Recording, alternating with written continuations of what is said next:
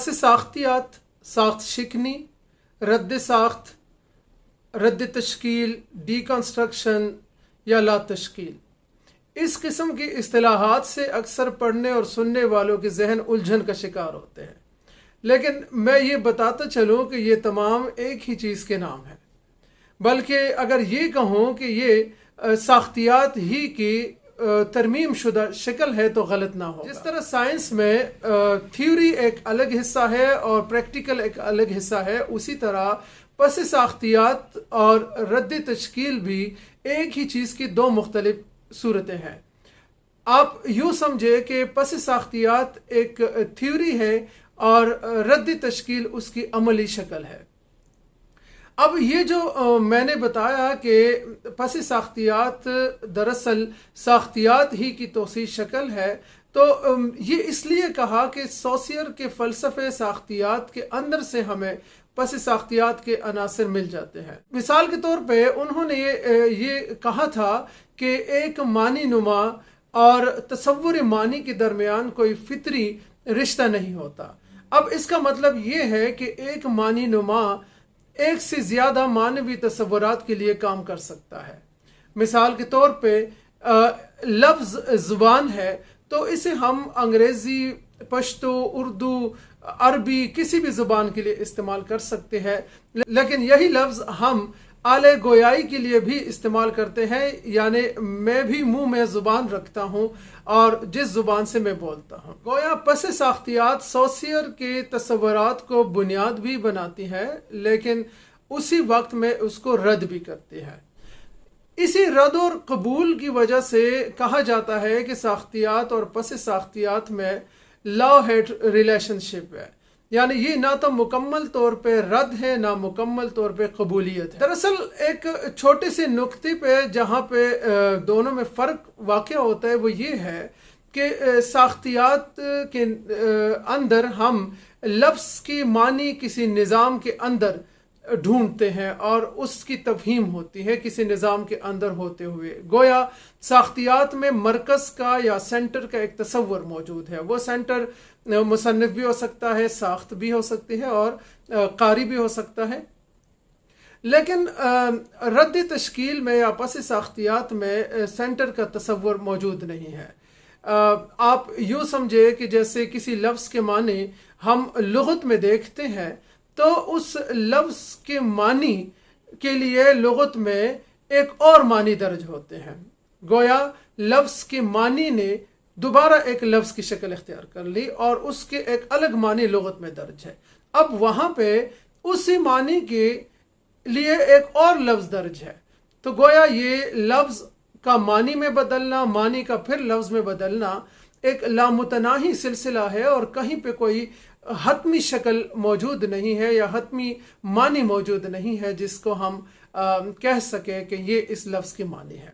रद्द तश्कील भी दरअसल मतन का एक ऐसा तरीक़ा है मुताले का कि जो किसी भी मुतय्यना मानी को बेदखल करता है। फ़र्ज़ करे मैं किसी टेक्स्ट या मतन के लिए अपने आप को मरकज़ बना लेता हूँ, तो मेरे ऊपर फिर ये एक सवाल पैदा होगा कि मेरे अंदर मरकज़ क्या है? मेरा जहन, मेरा दिल, मेरा जज्बा, मेरा शऊर या मेरा लाशऊर?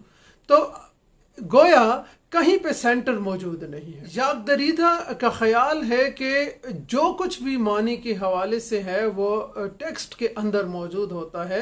इसीलिए उनका एक कॉन्सेप्ट है मतन के अंदर खेलना या play with in the text, जिसको कहा जाता है कि उसके अंदर हम खेलते हैं और उसमें से डिकंस्ट्रक्ट करके उसके मानी निकालते रहते हैं।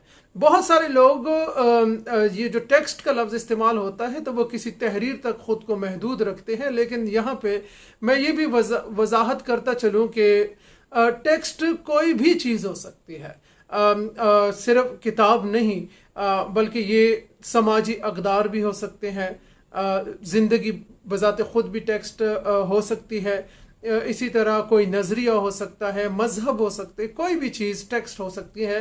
तो उसके अंदर जब हम उतरते हैं, उसको डीकंस्ट्रक्ट करते हैं, तो हमें नई नई मानी मिल जाती है, मुयस्सर आ जाती है। यहाँ तक कि हम अगर अपनी ज़ात को टेक्स्ट बना के उस पर गौर व फिक्र करते हैं तो हमें अपनी ज़ात के हवाले से भी बहुत से नए इंकशाफात हम पर हो सकते हैं और हमें बहुत सारी नई मानी अपनी ज़ात के हवाले से मिल सकते हैं।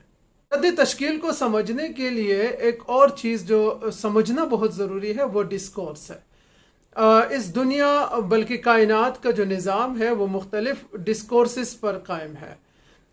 तो रद्द तश्कील किसी डिस्कोर्स के अंदर जाकर उसको अंदर से तोड़ती है और नई मानी तलाश करती है। मिसाल के तौर पे मैं अगर किसी किताब का मुतालिया करता हूँ और उसके बारे में कोई राय मौजूद है तो मैं उस टेक्स्ट के अंदर उतरूंगा। अगर उस टेक्स्ट का कोई दावा है, पहले मैं उस दावे को समझने की कोशिश करूंगा और उस टेक्स्ट के अंदर तलाश करूंगा कि इसका जो दावा है तो कहाँ पे टेक्स्ट के अंदर इस दावे के पेश करने में ये टेक्स्ट फेल होता है। तो गोया जो रद्द तश्कील का अमल है डिस्कोर्स के हवाले से, तो वो डिस्कोर्स के अंदर जाके उसको डीकंस्ट्रक्ट करना है, बाहर से नहीं। मसलन इस किताब के हवाले से मैं बाहर से कोई राय नहीं दूंगा कि फलां नकाद ने इसके बारे में ये राय कायम की है, फलां नकाद ने इसके बारे में ये राय कायम की है, बल्कि इस किताब के मतन का कोई एक डिस्कोर्स होगा, एक दावा होगा और मुझे उस टेक्स्ट के अंदर कहीं ना कहीं पे कोई कमज़ोरी, कोई झोल नज़र आएगा और उसी का इतलाक फिर मैं उस टेक्स्ट पे करूँगा जहाँ पे ये इसका दावा फेल होता है। तो ये डीकंस्ट्रक्शन है।